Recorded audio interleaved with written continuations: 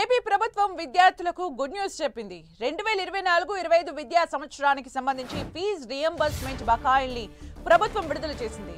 అదే సమయంలో fee reimbursement నిధుల బకాయిల కోసం విద్యార్థుల్ని ఇబ్బందులు పెడుతున్న విద్యా సంస్థలకు వార్నింగ్ ఇచ్చింది.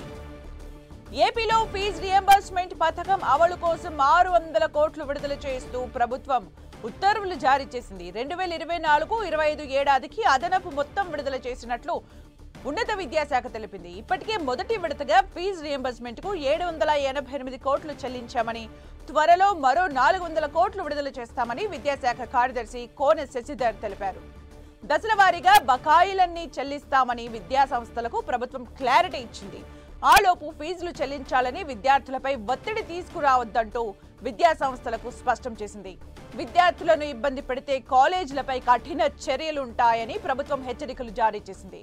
ఫీజు రియంబర్స్మెంట్ పథకం కింద రావాల్సిన నిధులు సకాలంలో విడుదల చేయకపోవడంతో విద్యార్థులకు హాల్ టికెట్లు ఇవ్వకపోవడం, సర్టిఫికేట్లు ఇవ్వకపోవడం వంటి చర్యలకు విద్యా సంస్థలు పాల్పడుతున్నాయి.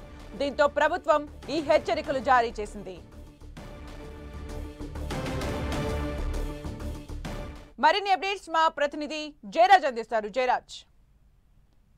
సుమిత్ర, రాష్ట్రంలో ఉన్నటువంటి విద్యార్థులకు సంబంధించి ఫీజుల రియంబర్స్మెంట్ నిధుల్ని ప్రభుత్వం విడుదల చేసింది. ఈ రోజు 600 కోట్లు విడుదల చేస్తున్నట్టు విద్యాశాఖ ఉత్తర్వులు జారీ చేసింది. 2024-25 ఏడాదికి సంబంధించిన అదనపు మొత్తాన్నంతా కూడా విడుదల చేసినట్టు ఉత్తర్వుల్లో విద్యాశాఖ పేర్కొంది. గత కొంతకాలంగా ప్రతిపక్షాలు విద్యార్థి సంఘాలు కూడా ఫీజుల రియంబర్స్మెంట్ గురించి పెద్ద ఎత్తున విమర్శలు చేస్తున్నటువంటి నేపథ్యంలో ఈ రోజు ఒక్క రోజునే 600 కోట్ల రూపాయలు విడుదల చేయడంతో విద్యార్థులు హర్షం వ్యక్తం చేస్తున్నారు.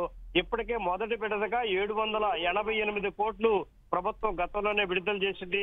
రాబోయే కొద్ది రోజుల్లోనే మరొక 400 కోట్ల రూపాయలు కూడా విడుదల చేస్తామని విద్యాశాఖ స్పష్టం చేసినటువంటి పరిస్థితి.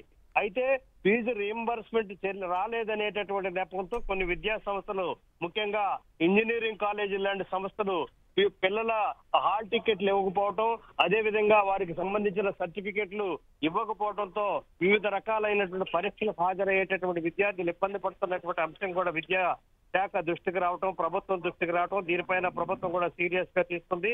ఫీజులు చెల్లించలేదనేటటువంటి కారణంతో విద్యార్థులపైన ఒత్తిడి తెచ్చినా, వారిని ఇబ్బంది పెట్టినా, వారికి కావాల్సిన సర్టిఫికెట్లు ఇవ్వకపోయినా సంబంధిత కాలేజీలపైన కఠినంగా చర్యలు తీసుకుంటామని ప్రభుత్వం హెచ్చరికలు జారీ చేసింది. మొత్తమే చూస్తే ఫీజు రియంబర్స్మెంట్ బకాయిలు దాదాపుగా విడుదలైనవి చెప్పొచ్చు. మరొక 400 కోట్ల రూపాయలు రాబోయే కొద్ది రోజుల్లోనే విడుదల చేస్తామని విద్యాశాఖ చెప్పడం పెద్ద ఊరటగానే భావించు. దీంతో విద్యార్థి సంఘాలు, అదేవిధంగా ప్రతిపక్ష చేసే విమర్శకి ప్రభుత్వం పూర్తి స్థాయిలో కట్టడి చేసిందని చెప్పొచ్చు. Sumitra, thank you Jayaraj for the updates.